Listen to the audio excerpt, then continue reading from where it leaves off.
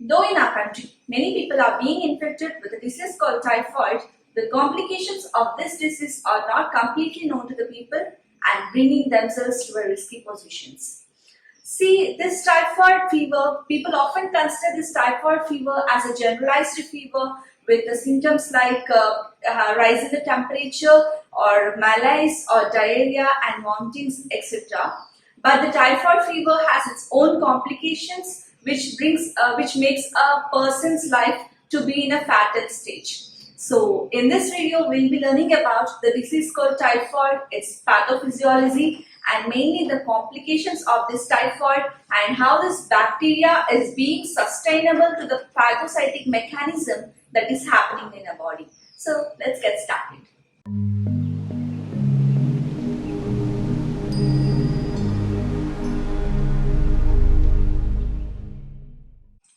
So this typhoid fever is caused by a bacteria called Salmonella typhi bacteria and which is a rod-shaped bacillus. So if we just see a typhoid patient, the main symptoms that are caused to a typhoid patient are fever, the temperature may rise up to 1 or 2 degrees Fahrenheit, and malaise means body pains, and diarrhea, vomitings, abdominal discomfort, abdominal pains, and anorexia means loss of appetite to the patient, and constipation, and sometimes the coated tongue means there will be no taste sense to the patient. So all these symptoms are associated with the typhoid patient. So along with the causative organism and the symptoms of this typhoid patient, typhoid bacteria, another thing we need to know is the seriousness of the disease. See, some countries have already prevented the typhoid completely as India does to the polio. But see, some countries with the poor hygiene or poor sanitation or poor supply of the purified water, typhoid, people in the countries are still being infected with the typhoid.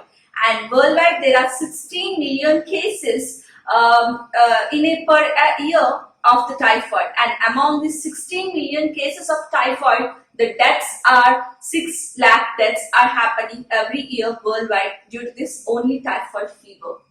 So now let's discuss about the pathophysiology of the typhoid. See, this typhoid bacteria gets into the human being through the contaminated food and water, and it enters into the digestive system of the human being. So it is also called as enteric fever. See, whenever this typhoid bacteria enters into the human being through the food, through the contaminated food and water they take, first it reaches into the gut and then it reaches into the intestine. And here in the intestine it forms colonies, and here in the intestine, in the small intestine and in the mucus of the ileal microvilli, this is the microvilli of the ileum of a small intestine in a human being. So this ileum will have the mucus region, right? So in this mucus region of the ileum, microvilli of the ileum, the bacteria resides itself and it forms colonies here and it gets multiplied.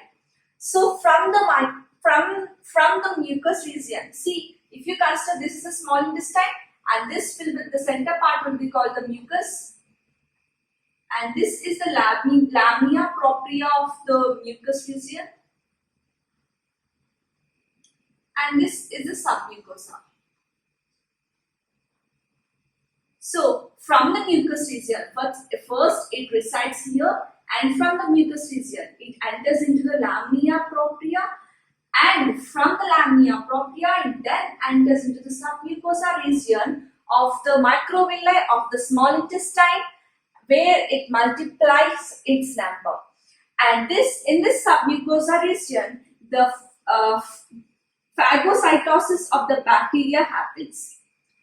Phagocytosis means the macrophages present in our body, they engulf the foreign organism, means they engulf the Salmonella bacteria. But yet the phagocytosis mechanism is happening, but still the bacteria is growing. So now let us know what is making the bacteria to sustain itself to the phagocytosis mechanism that is happening in our body. So see, in the phagocytosis stage, there will be a stage called the formation of phagolysosome. See, if this is a macrophage of a body, macrophage that is present in a body, and this is the phagosome, means the engulfed materials, engulfed bacteria will be in this phagosome. See, if we see, this is a Salmonella bacteria, and this is a lysosome. So this phagosome and the lysosome should combine and it should form a phagolysosome. Then the lysis of the bacteria happens. But the bacteria is sustaining it through the phagocytosis. How means here this Salmonella bacteria has a separate type 3 secretory system. This type 3 secretory system, it has the spikes. The bacteria, Salmonella bacteria, has the spikes, and this spikes secretes proteins which inhibit the lysosome to fuse with that of a phagosome, so that the phagolysosome doesn't happen. I'll repeat it once again. The bacteria present in the the Salmonella bacteria has a region called spike region, and this is called type 3 secretory system. And this spike region secretes proteins into the cytoplasm of the macrophage, and these proteins inhibit the lysosome to combine with that of a phagosome, so that the phagolysosome doesn't happen. Hence, the phagocytosis, the bacteria sustains itself to the phagocytosis. So this bacteria now it's residing, means it's not dying, it's not get lysed due to the phagocytosis. And now this bacteria enters into different stages, different portions of the lung. It enters into the liver, it enters into the gallbladder, it enters into the stomach, and some it enters into the intestines, and some here will have lungs, and some bacteria enters into the lungs. Some bacteria enters into the lungs, and now the complication of the typhoid bacteria starts. The region which it entering into the body, means if it is entering into the body, if it is entering into the lungs, the dysfunction of the lungs happens. If it is entering into the liver, hepatomegaly happens. If it is entering again into the intestine, it resides in the intestine and forms a thing called Peyer's patches in the intestine.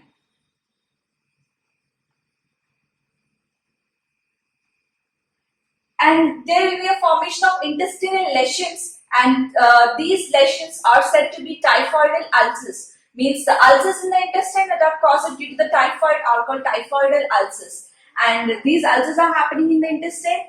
As a result of these ulcers, there is another complication called intestinal hemorrhage. Means the bleeding in the intestine happens, and all these things comes under the complications of the typhoid.